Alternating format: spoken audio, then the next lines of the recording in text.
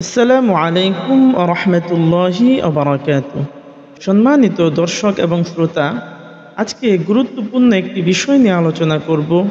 বিষয়টি হলো আশুরার রোজার গুরুত্ব এবং ফজিলত। রাসূল সাল্লাল্লাহু আলাইহি ওয়াসাল্লাম ইরশাদ করেন, মান সামা ইয়াউম আশুরা ইন্নী আহতাসিবু আলা আল্লাহি আন ইউকাফিরা সানাতাল্লাতী ক্বাবলাহু।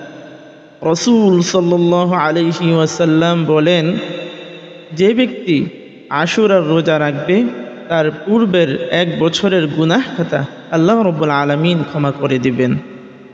সুতরাং আশুরার রোজা অত্যন্ত গুরুত্বপূর্ণ একটি রোজা, যার মাধ্যমে আমাদের পূর্বের গুনাহ খাতা সগীরা গুনাহগুলো আল্লাহ রাব্বুল আলামিন ক্ষমা করে দেন।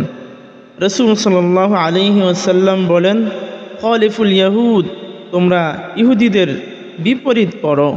তারা একটি রোজা রাখে, তোমরা দুইটি রোজা রাখো। সুতরাং আমরা সকলে চেষ্টা করব আশুরার রোজা দুইটি রাখার। আল্লাহ রাব্বুল আলামিন আমাদেরকে আমলের তৌফিক দান করেন।